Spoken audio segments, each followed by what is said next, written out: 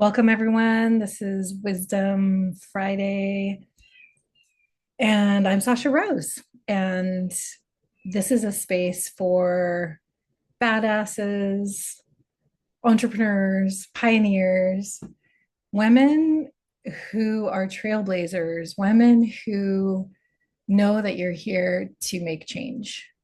And there's so many ways that we can do that. But one of the ways that is very powerful and available for us right now is to have businesses, to be entrepreneurs, to be sharing our gifts with the world. And so this is especially calibrated for that woman, and especially in this particular cycle for women who have their Chiron in Aries specifically, because your medicine, your gifts, your wisdom is very ripe for the world. And so I want to support you in bringing that forth. And as I wrote in the email where I sent out the replay, that whatever way that you have healed around your feeling of disconnection from your agency, from your vitality, from your power, that healing process has made you a better leader, made you a more empathetic leader. And that's the kind of leadership that we need right now.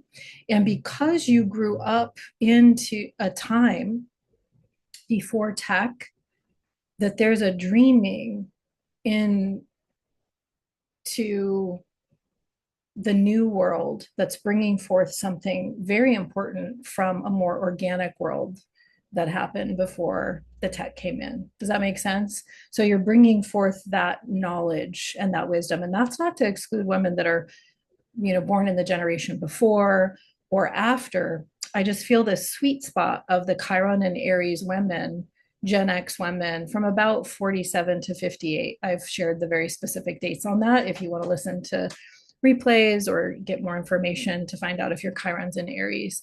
I just want to specifically speak to you because there's a way that there can be a tendency for this particular group of women to hold back from stepping forward, to hold back from being as bold as is needed for them to have the impact that they're here to give. Because this Aries energy that is the frequency of this current Venus cycle, we're in a Venus in Aries cycle for 19 months, is very much about this primal energy that moves without overthinking, without being too self conscious. It moves from an instinct. And when that instinct is really connected to our deep heart passion, then we have this freedom in how we're moving. And a lot of us don't naturally experience that as women, just generally. We hold back a lot and we censor ourselves a lot and we question ourselves a lot. And this is something that's been really interesting in the entrepreneurial space as the online business world has freaking exploded since 2012, that you don't see men moving in that same way. It's really interesting. It's like they get the training of how to do the thing of they do it. They just do it. And that is more of a masculine quality. And of course, there's exceptions. Of course, I'm generalizing. Venus, our heart, our way that we give and receive love, our way that we connect, the secret sauce to having collaborative win-win relationships, bonding, care, all of those qualities are in the sign of Aries, which is Mars's sign, which is a masculine sign. And so when we put these two together, we're really looking at that kind of boldness and confidence deeply connected to our heart, deeply connected to our heart's desires. And I want to read a quote from astrologer Jamie Lee, wrote a beautiful write up of the energies right now, and had a great quote about this Venus in Aries energy.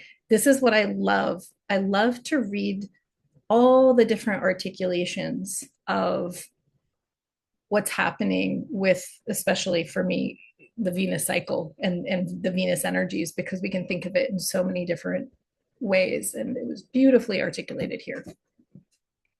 I just shared her post on my Facebook page if you want to read the entire astrology update that she gave. But she says this: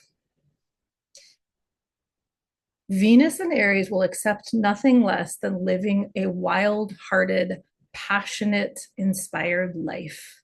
She inspires us to say yes to the adventure of life and to live fully alive. She teaches us the magic of opening up new pathways out of thin air through connecting with our playful nature. Venus in Aries invites us to get clear on what our heart desires.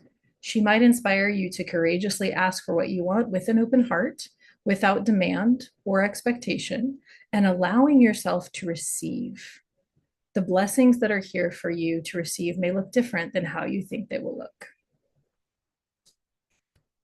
So, what I'm teaching in this container is the difference between the energy of the cycle, that beautiful seed of potential, when the sun and Venus come together closest to the earth, and very much transmitting that energy to the earth through the light, through the frequency, through the feeling. This is the closest planet that we have access to. Venus is always the brightest in the sky. There's a quality that she is present for us as a guide, as a sister. And so that energy, when she meets the sun, creates a container. I look at it as a mother energy, a clan energy, so that everyone born with a frequency within the same cycle has a certain resonance with each other. And if you want to know more about that, listen to the last Wisdom Friday, because I went into it more deeply and I taught everyone how to find your Venus star. If you don't know what cycle you were born into, you can go back and you can learn how to do that and go on the program and find out what cycle you're in. So that energy that began the cycle, and for us, that was March 22nd, Pacific time. And Venus and the sun came together at 2 degrees of Aries, very early in Aries. And so that potency is incredibly positive. It's like this exalted energy because the sun is illuminating. The sun is life-giving. The sun is connected to the heart. The sun is connected to expansion and warmth and generosity. Look at what the sun does for us.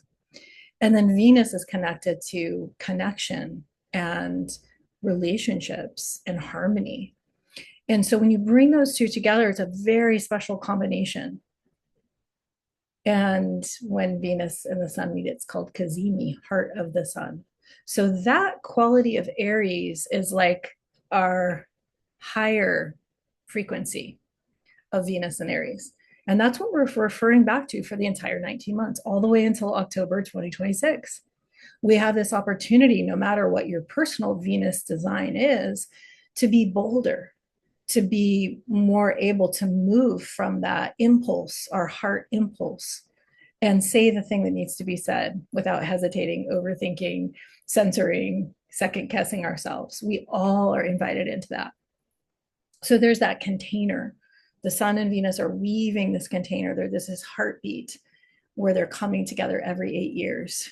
And they're showing us this Venus and Aries mystery school. They're inviting us in.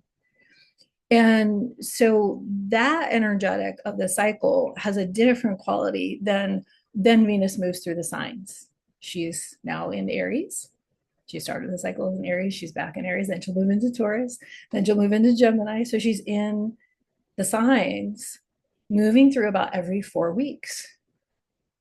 And that gives us this longer, almost a month, to really receive her, receive the new invitation of the sign. But we're always referring back to that Venus in Aries. That's a container. So it's like the book. We're in the Venus in Aries book until the fall of 2026.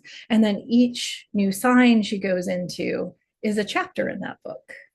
And so at the sign level, we do experience more of both the gifts and the shadows. So I loved what Jamie said in that quote I just read about asking for what we want with an open heart without being demanding. That's a very pure expression of Venus and Aries. the courage to be that vulnerable, to know what we want, to ask for what we want with an open heart, without that expectation and demand. The shadow of Venus and Aries might be being demanding. And if we have any Venus and Aries in the house here, you might be able to speak to that, that you have found yourself being demanding. Nothing wrong with it. Every single sign has a shadow, and we're going to get wiser when we know what the shadows are. So I just want to bring that in, that there's the exalted, I think of it as some people say the higher self. We have this frequency. It shows you the frequency of your soul, of your deep heart. Some might say goddess energy, how you connect to the goddess, how you connect to source, how you connect to the mystery. That is your Venus star. And that's the 19 months you were born into. And then you have your sign where she was making her stop within that story. So I go much more into that in the last call. So feel free to connect with that replay if you're wanting to find out more about the Venus star and how to find it. But thank you for being here. I'm so glad you're here. It's been really fun to start to share more about the Venus cycle again. I took a bit of a hiatus. I had quite a challenging, we could say, underworld journey with many, many things, going sideways, as they do when we're brought into these initiations. And this is the energy of the underworld. This is the energy of Pluto, because there's a stripping away. And in that stripping away, there's always this opportunity to connect with our deeper power. So I would propose that those leaders who are showing up and here to really be change makers at this time will be tested, will be initiated. And this whole idea of like, well, just think it and it's going to be good. And if you're high enough vibration, it's all good. I would call bullshit on that. And I would say that I think that the leaders who can lead through what's about to happen, which is a greater amount of chaos, uncertainty, and dissolution of the old system, I hope they've gone down into the underworld and been stripped of that feeling of power and agency and had to go deeper within themselves and come back out the other side. That is the journey of the shaman. When we hear these stories, they go, everyone on Instagram's a shaman these days. But, we hear in the old traditions of indigenous places that the shaman didn't choose that role. It's not a easy role. And oftentimes it was extremely harrowing, including death or near death experiences. And so it's important to know that this heroine's journey includes the brightest of the bright, of saying yes to the journey, fully showing up with our gifts of what we're here to do, and to know that there will be a descent. And when we say yes to the descent consciously, when we consciously sync with that, then we have an opportunity to meet those energies in a different way and to let go of more of our attachments. And this is very much, part of the spiritual path of awakening. It's not all roses and butterflies, right? As you all know, I'm sure if you're in here, you've had those dark nights of the soul. And that's when you tend to connect with something in yourself that is deeper and wiser and truer than the superficial pleasure that we tend to go for as humans. We would call that the topside world, when everything's going really well and we feel like we're in control. And I want to create something and I'm creating it. That's more the topside world when we have that kind of mastery. And then when we're descending, we're confronted with how do we meet the moment when we're not getting what we want? How do we meet the moment when we're showing up beautifully with full intention and something that we are wanting to create is still eluding us? So that is when we have a deeper experience of our creative energy and our creative power. And that is not in any way to diminish positive thinking or training our minds towards the positive or seeing the blessings in every day. I'm not diminishing that. I'm just calling out this thread that I see in women's spirituality as it has gotten more trendy and mainstream as social media has moved in. Okay, I'm going to read some of your comments here. Okay, so this is important. Rachel's saying her North Node is in Aries, so she's interested to find out how Venus will affect her. So, what I just said at the beginning, it might have been before you came in, Rachel, is that I'm particularly called in this cycle to work with women who have their Chiron in Aries. Chiron is a very incredible force, astrological force that has to do with this way that we feel disconnected at a deep level and the pain of that, and then what we do to reconnect and what we do to become whole. And Chiron is one of my favorite Greek stories. I don't like a lot of the Greek stories. I'm going to be honest with you. They're violent. Women get raped. There's all kinds of incest. I mean, I don't really hold them up as being the kind of world and power dynamics that we want to create now, but they have a lot of information and codes in them, and we can kind of feel into them and understand what may have gone down in our history.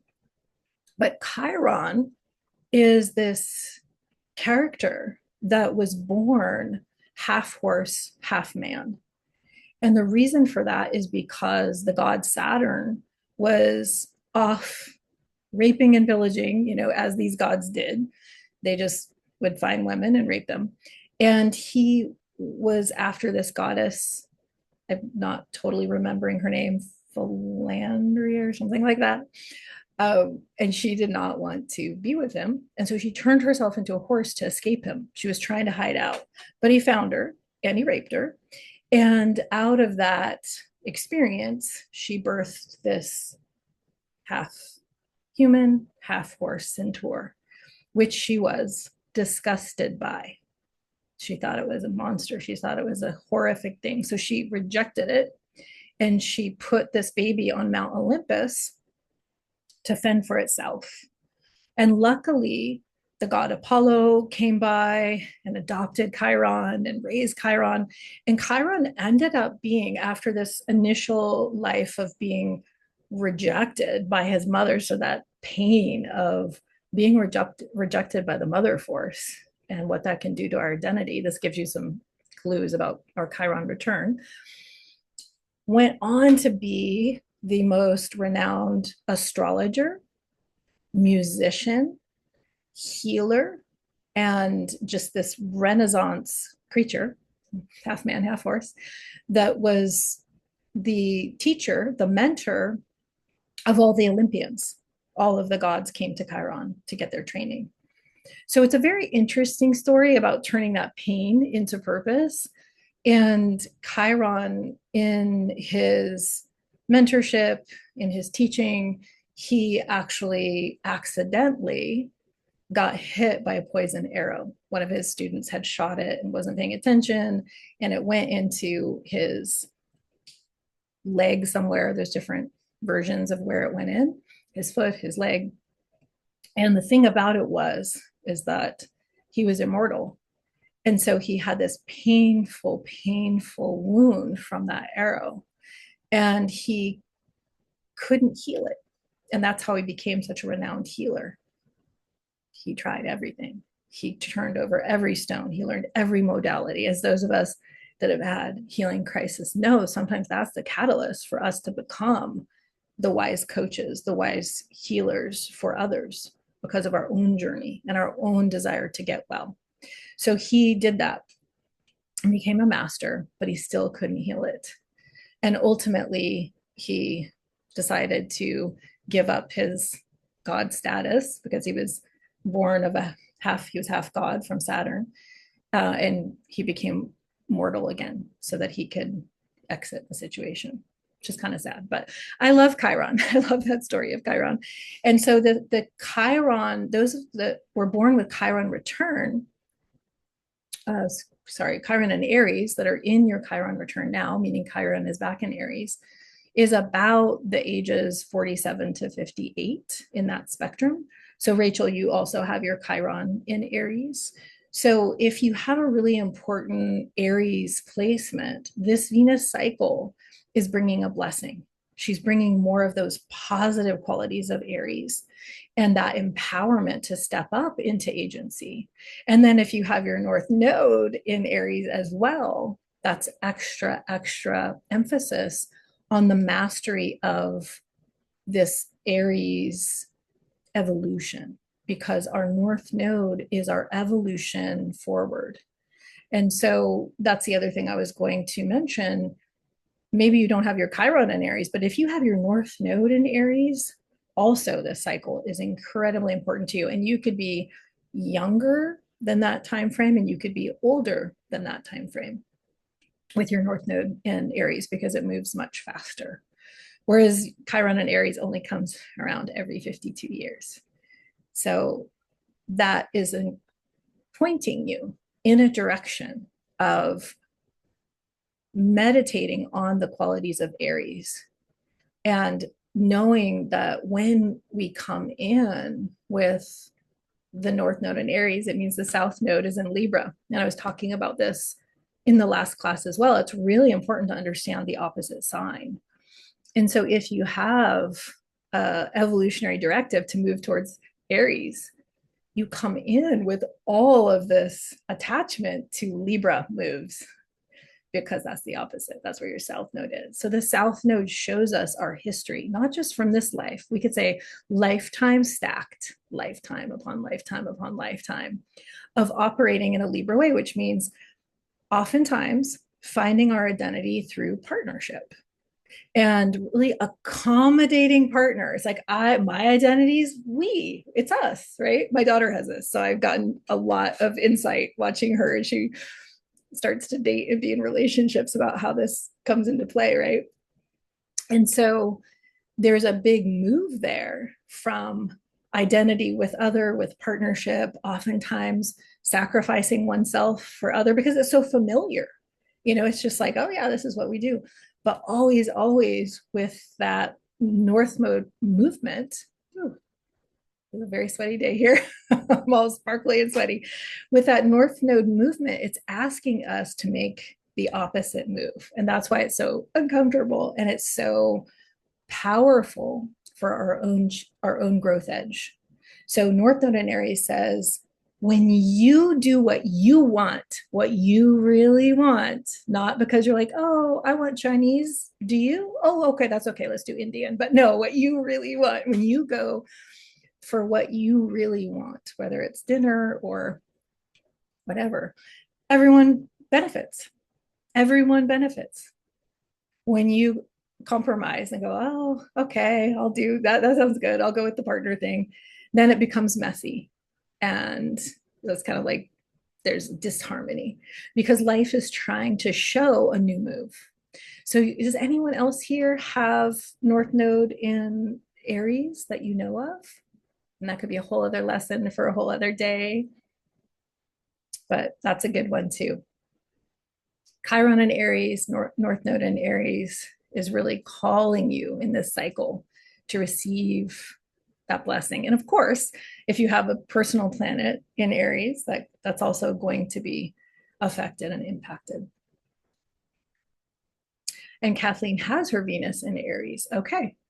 So you are having your Venus return, blessed Venus return.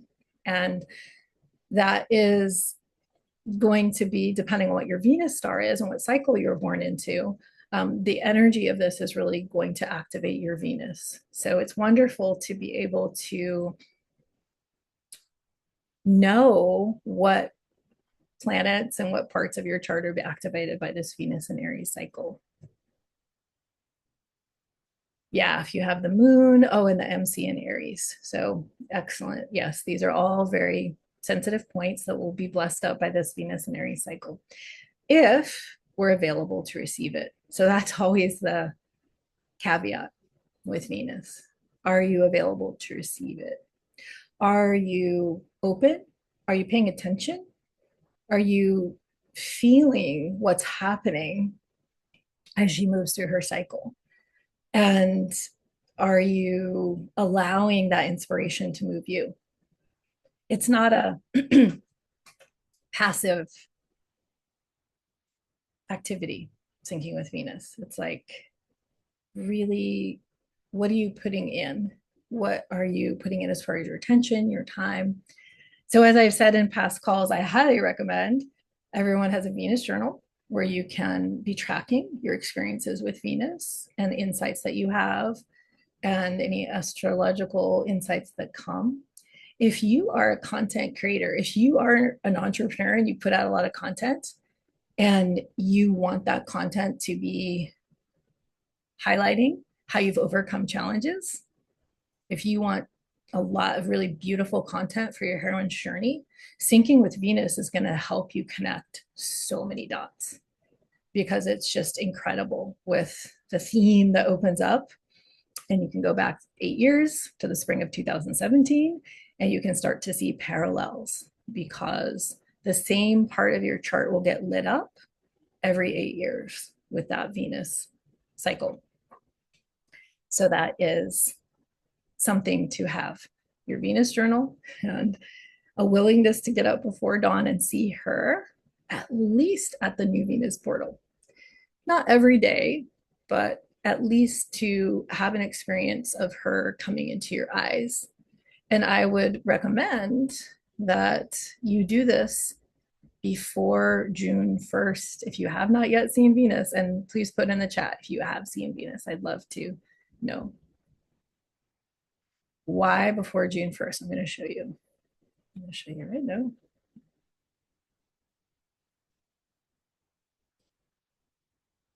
This is the Venus cycle map that I created for this particular cycle that has all the key power dates for you to know what's happening. And there's a lot here. So I recommend that you work with yourself not to get overwhelmed in that. So here's the beginning, number one. And this Earth is really important because we're on the Earth and Venus is in the sky. So the term that came to me this week so strongly is cosmic feminine. We are aligning with the cosmic feminine. And we on Earth are tapping into the greater energies of spirit beyond us that can help liberate us from some of the obstacles and challenges of being in this density at this time of great change. The cosmic feminine is that Venus star. She's rooting us on. And this intimacy of starting the cycle closest to the Earth is really important. And so if you haven't seen her yet, you can go out and you can view her before dawn. And at these dates, she will be with the waning balsamic crescent moon. So that last sliver before the new moon. So it's a preparation for us to choose the evolutionary because the moon is our conditioned feminine. The moon is our habits. The moon is more of our reactions and our history and our deep history and our relationship with our mother and all of that, which we know can be powerful and it can also be challenging, and there's a lot to be healed there. So the stories, the moon stories are important. And the timing of Venus in the sky, that's Venus star, the star of Venus and the moon, can really help us bring together those two feminine energetics, our conditioned feminine as the moon and our evolutionary feminine as Venus. And I would say in relationship with the sun. When I say evolutionary feminine, I mean in relationship with the sun. If we were just looking at Venus as a point on a chart, that's not harnessing the energetics of the evolutionary as much because it's not connected to this movement, this dance that creates a beautiful rose in the sky, that creates a star in the sky that the ancients all were tracking meticulously. It is a pattern that is incredibly accurate and it creates harmony, this actual timing of Venus meeting the sun. And so on May 23rd, you can go out before dawn and see Venus and the sun, Venus and the moon together in the pre-dawn sky. So you want to look to the east. The planets all rise in the east and set in the west. And there's a line called the ecliptic that they all move through about the same space in the sky. And so you want to find that on your land where you live. You want to figure out where that line is. Where is the sun rising? That's the point where the other planets will be rising. Where is the sun setting? And you want to begin to have a relationship with that movement. If you want to be more available for the blessings of that cosmic wisdom to come in. So on the 23rd, we have our first, I call this a new Venus portal, because that moon and Venus together is really opening up something, this portal for evolution, this portal into our deepest soul's desires through our heart. Our hearts and our bodies are the doorway into our deeper soul. And so we can go out and we can look and receive the light in our eyes. We can drop into our heart. We can feel, drop out of the head and feel and be with our bodies in a deeper way, in a more soft and, well, maybe not soft, but in a slower, more intentional way. It may be soft, it may be wild. With this Venus and Aries energy, you may want to jump up and down, who knows? The last two portals that we've had in this Venus and Aries cycle have actually been in Pisces because Venus retrograded. So this is our first new Venus portal in Aries, and it will be our only new Venus portal in Aries for our morning star time, which goes all the way until, I can't see my date here on my number 6, November 26th. There's all this Ask AI stuff that hops up now and is blocking other stuff for me.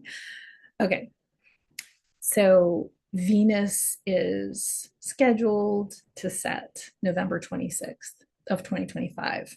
So the reason I say before June 1st is because what's happening here in number 1 through 6, or 1 through 5, pardon me, you can see there's a lot of numbers here at the beginning of our cycle. She's making a lot of moves, right here, number 2, she's first visible. And then number 3, she's going direct after being retrograde for the time in between one cycle and the next. That's our 40 to 43 day retrograde. Number 4, she's at her maximum brightness. She's calling us to say yes to our own journey of discovery. The heroine's journey is a journey of inner discovery.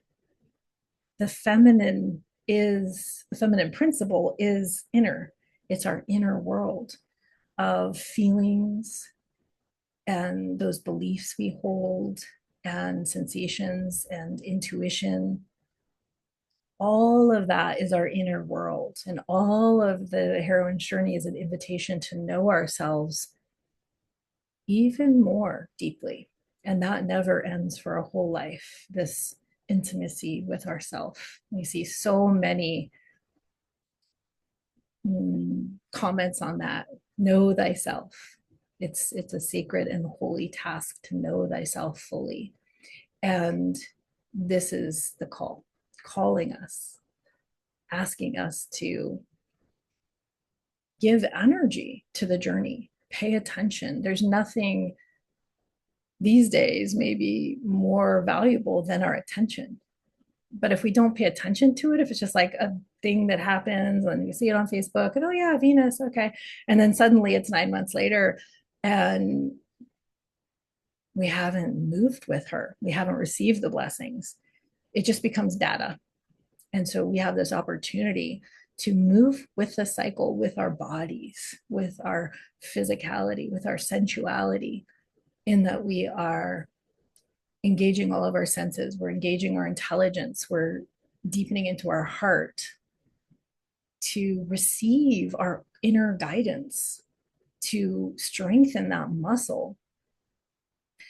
This is an invitation to become our own oracle, our own wisdom source, but it's not going to come from our minds. And so as she's moving here, what happens on number 5, that's what's called the greatest elongation, which is her greatest distance from the sun. So Venus and the sun can only be 45 degrees apart. And this is the moment when they reach that furthest point.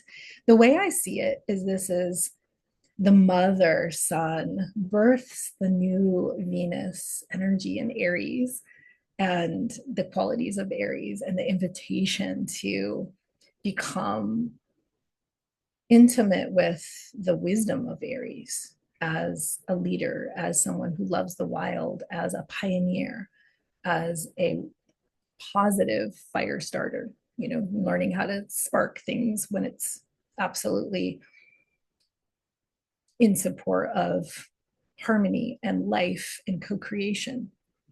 So she's birthing that new Venus. And then this whole portion of the cycle is us getting to know that energy. She's this young, bold, I can do anything energy, like in the most ancient myth of Inanna. She's the queen of heaven and she knows it. And she's just emanating that kind of confidence of, I can create worlds. I make the whole world grow. I'm an artist with each breath. What song am I going to sing right now? It's just this incredible creative energy.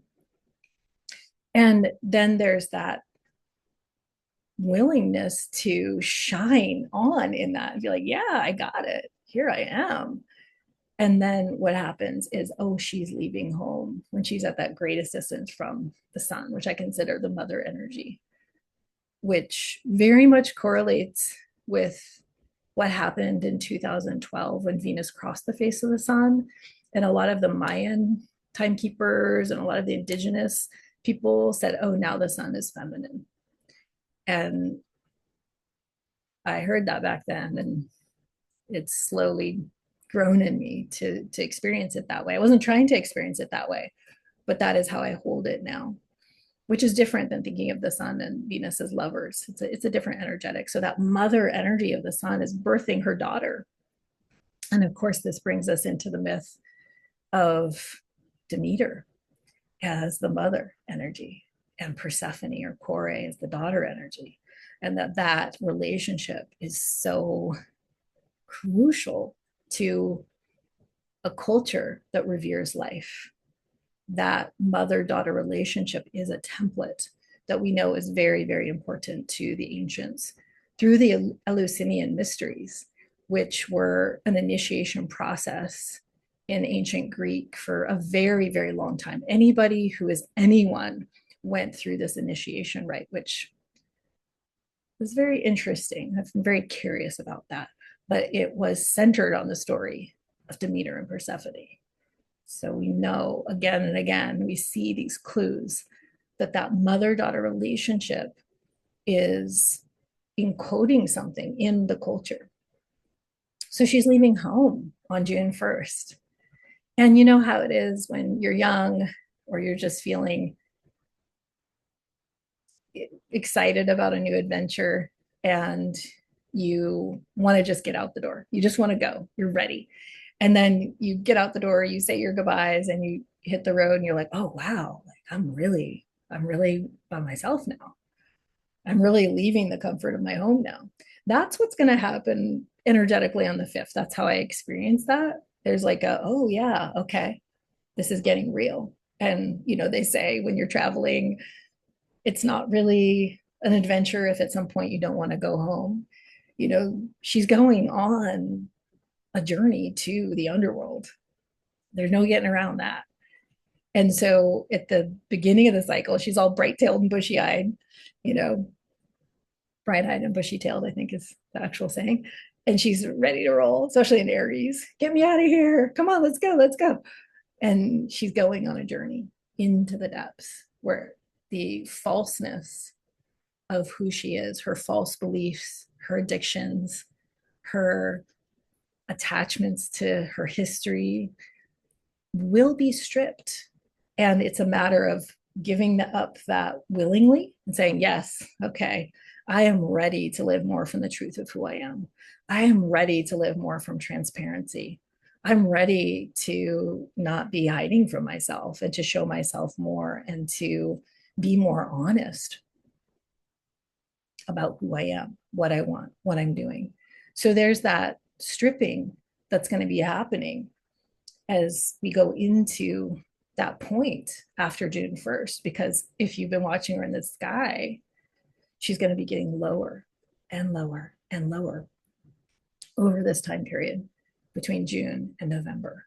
And so that's why I want you to see her receive the code before the descent begins, because then you receive that bright-eyed and bushy-tailed energy for what's coming, because we're living through a time where everyone is in an incredible initiation, whether they say yes or not. The whole world is going through a dark night of the soul in this transition of ages between the Kali Yuga and the Golden Age, the age of Aquarius dawning. All of these maps are pointing us to this very important transition. And the question with Aquarius is, will we finally live as liberated humans? Will we activate into our full sovereignty and claim our role as creators of what happens on this planet? Because when we look around, this is nothing that we would have created. We wouldn't have created children going hungry, children being abused. We wouldn't create war. We wouldn't create toxins in every direction. We wouldn't create that. We as mothers and those with mother hearts would not create that world. So it's time for us to create the world that we feel in our hearts should be how we live. In order to do that, we need to claim more of our creative power and be leaders who are willing to show up and energetically represent the new paradigm in what we're doing in our world, in our projects, in our businesses, in our communities. Really, that cutting edge Aquarian vision is calling to us and asking us to go further out of the box, further in finding new solutions, further in learning how to collaborate with others so we can create something that we can never create on our own. It's pushing us to really be the edge walkers of this time. And in order to do that, we need to know ourselves very deeply, trust ourselves to be trustable, and return to innocence, the kind of innocence we had as a child, that open-hearted wildness, but now with wisdom, now with more discernment than we would have had as a child, where we probably walked into a lot of abusive situations or toxic situations as adults because we weren't given the guidance as a child. We weren't protected as a child. And so we have trauma bonds and trauma imprints. But as we heal our trauma, as we learn how to relentlessly return to our own self-love and fill up with that fully, as much love as we could ever need exists within the cosmos of our own hearts. And we learn to source there and drink from that well. Then we really begin to see what this leadership can bring when we are in that kind of self-knowledge and self-clarity and self-trust. And that's when we go into Evening Star in 2026. The fruit of everything that we're going to learn in Morning Star will come into fruition. And so that's how these cycles work. There's always this movement of Morning Star, young, bold, bright, initiating, trying things, needing to make mistakes. If you were born during a Morning Star phase, you are probably like that. You need to try things. You need to fail. I mean, it's very much like Morning Star Aries has very much the frequency of an entrepreneur. If you're an entrepreneur and if you're in business and you're finding solutions for this time, you know that failure is a part of it. It's a really important part of it. There's no getting around it. So how much can we meet that with grace? And well, okay, now I learned. All right, now I know another thing not to do. Okay. And keep getting up again and stay in the arena, as Brene Brown says, because there's a lot of people out there. If you're a creator, if you're creating content, if you're creating offerings, and you're putting yourself in that role as a leader, there's going to be a lot of people coming at you, probably, energetically, even, or, thinking that you're not doing it right. But are they in the arena? Many are not, but like to, complain or point out what's not happening. So I wanted to hopefully inspire you to get out there before the first so that you can see that moment when Venus is at the highest and still very bright. I mean, she'll still be very bright for a while. It's subtle. It doesn't happen all at once. It's going to be this slowly over the next 6 months of her changing. And so that's what I'm inviting you into, is to see the change, experience the change. Like, oh yeah, I saw her when she was here. Oh wait, now she's here. Okay, she's rising there. Wow, she really is getting dimmer. That's happening, to have a direct experience of it. So that's the invitation. The May 23rd is a very, very powerful date to go out and initiate yourself, whether you've done this many times or this is your first time. I've been consciously syncing with Venus for 12 years. And so I have a lot of time in the direct experience.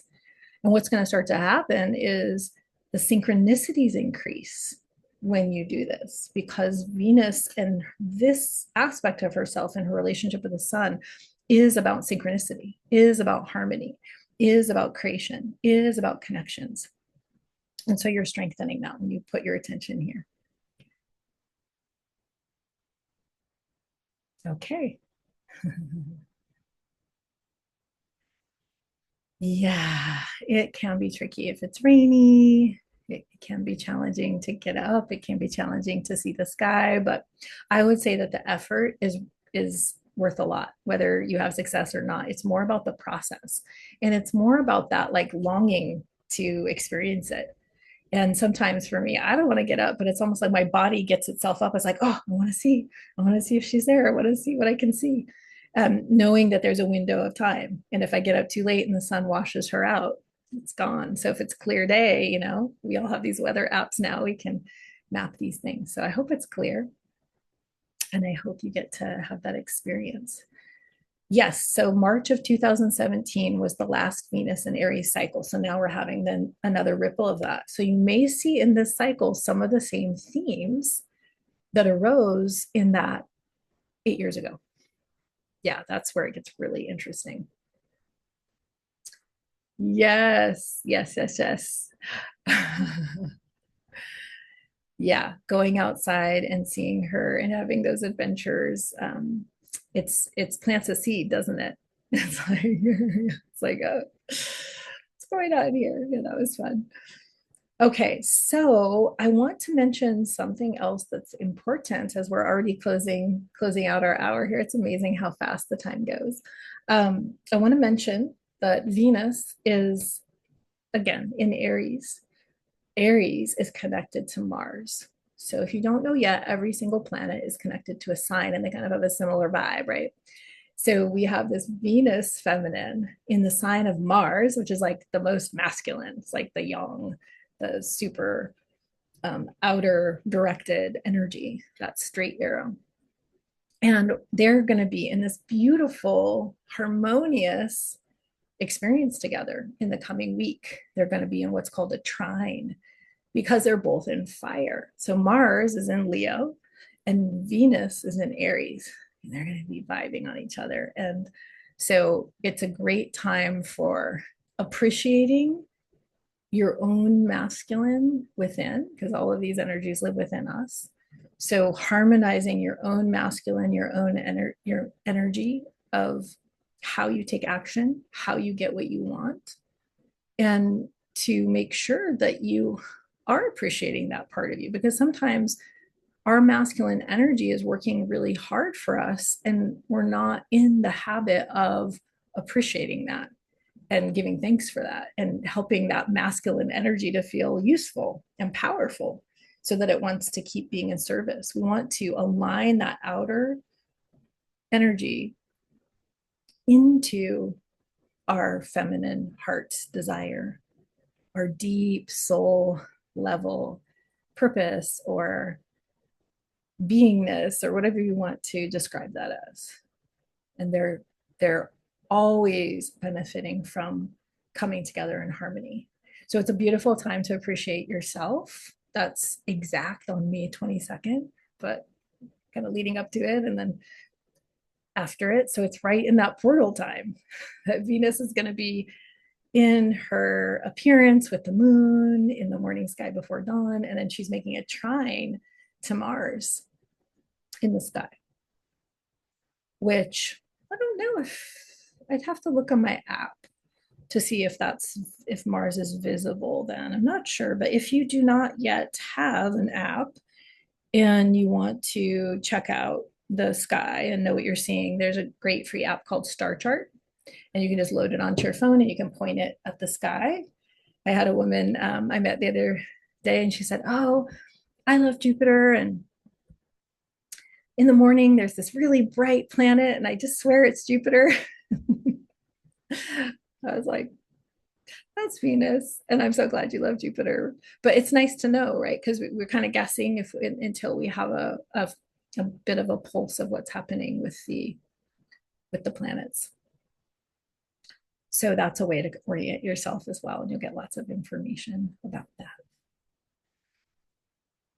So the cosmic feminine, I'm curious how those two words land for you. Because for a while I was saying the solar feminine because I wanted to include the sun, but it felt a bit abstract, like what does that mean? And so I was saying cosmic guidance, and I was like, wait, we are tuning into the cosmic feminine energy, because when we are syncing with Venus, we get that connection to the sun, get that connection to spirit and the cosmos. So I'm really loving that combination, and I'd love to hear any feedback from anyone how that lands. If that like feels inspiring to you, I'd love to know. All right, so let's take a moment. Let's experience our inner world. Let's have a moment of just dropping in, because we're just talking about this and having this sacred conversation. And so I invite you, wherever you are, to either close your eyes or soften your gaze or just turn your attention within yourself and allow yourself to feel yourself more. Allow your attention to land in your heart and notice what's happening there. Allow yourself to soften into your body, into this moment. Your forehead can soften and your eyeballs can soften. Your jaw can definitely soften. It's really helpful to allow your jaw to slightly open and to either say or sound, or at least inside your mind, make the sound of ah, because that will open that jaw, ah, and that brings you into your heart. So we're dropping the mind. We're choosing not to know, softening our shoulders, softening into our heart, putting our attention there, feeling that there's a fire there, there's a spark there, there's an inspiration there. That fire is burning brighter. There's an excitement there, there's an enthusiasm there. And feeling how your belly and your pelvic bowl, your womb is this support from below. Your feet are touching the earth, and you have that earth energy supporting from below.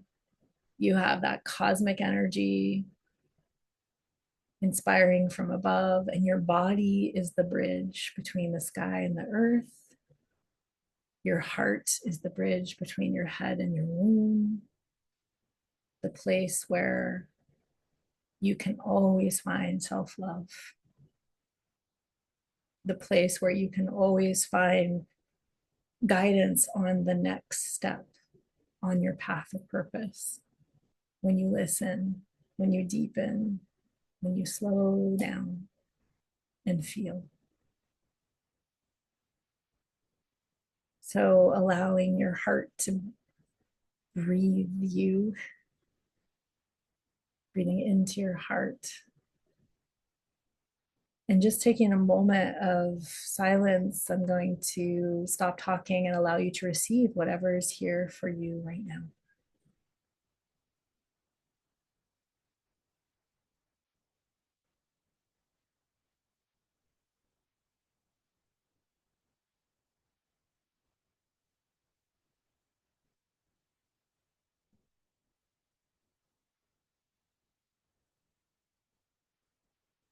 And imagining that spark in your heart, that flame blossoming, blooming, expanding, and filling up every cell with love.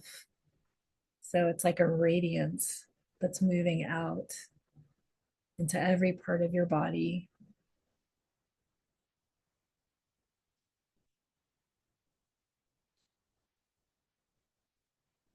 softening into that.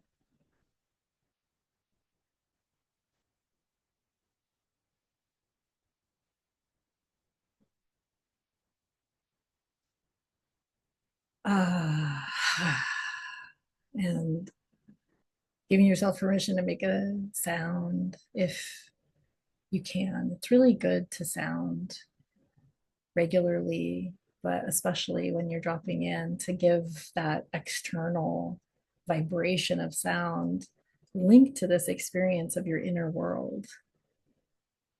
That's why so many traditions chant and do mantras.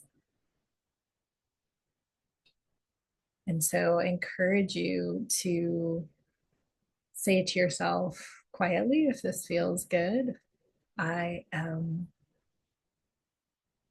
safe. I am beautiful. I am free. I am powerful.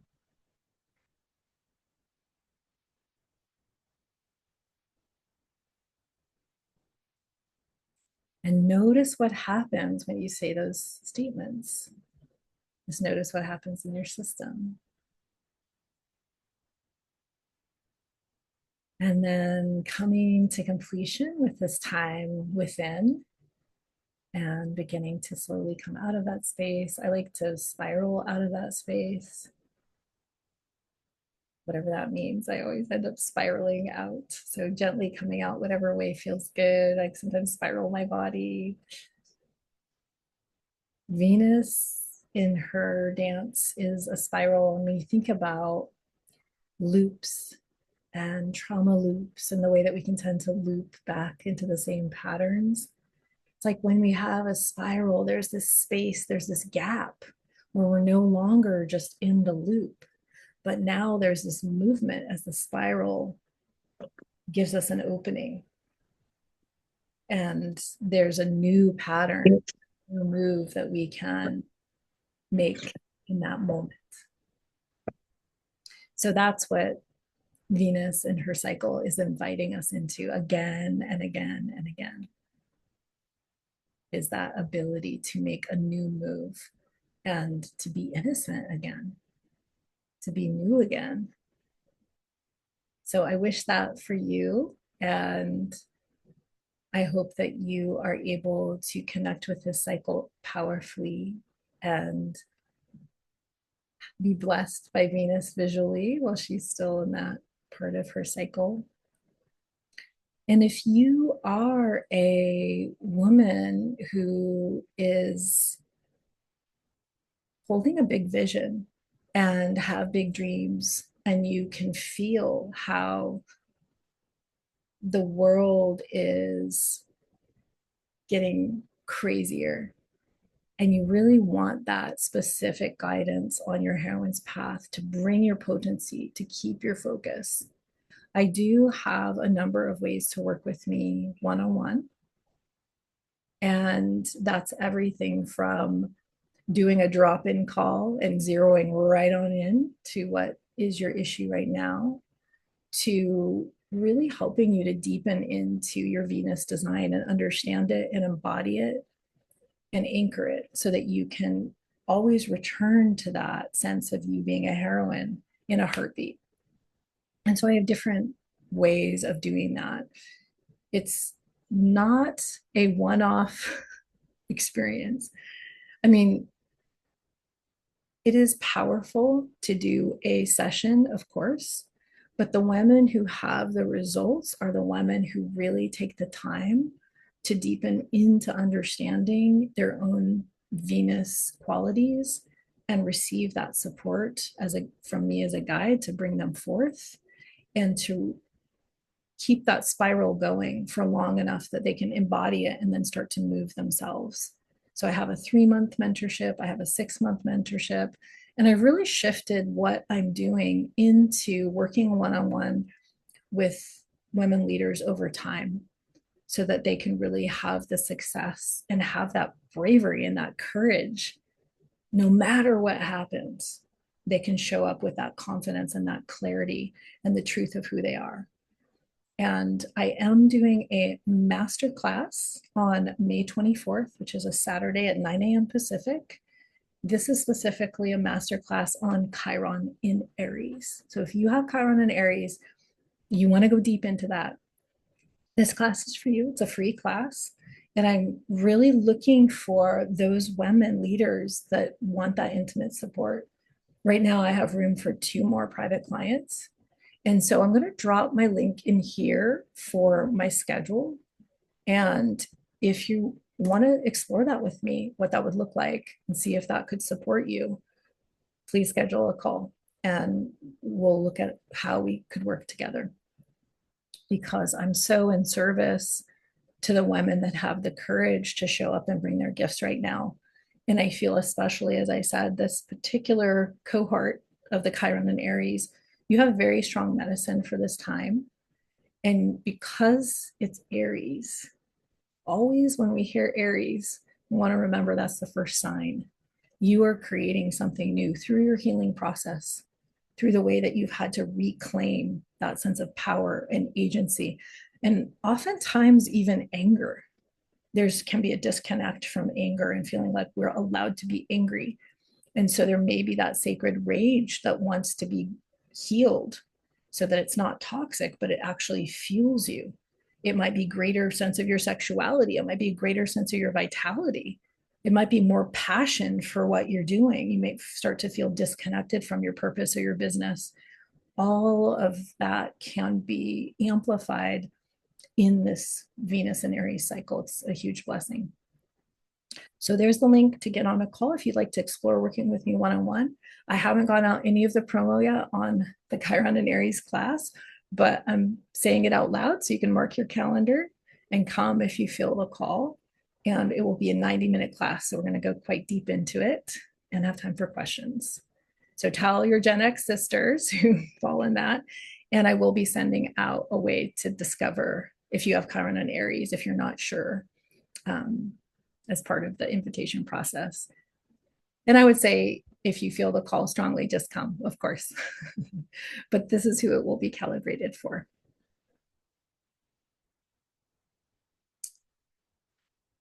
All right. Well, the last thing I'll say is that the sun is still in Taurus. And so that is a time, this Taurus season is a time when Venus and our bodies are more in focus. We're nourishing our bodies now for the entire year because the sun's at its second stop in the zodiac. It already did Aries and now, the equinox, and now it's in Taurus. So this is the time to nourish ourselves.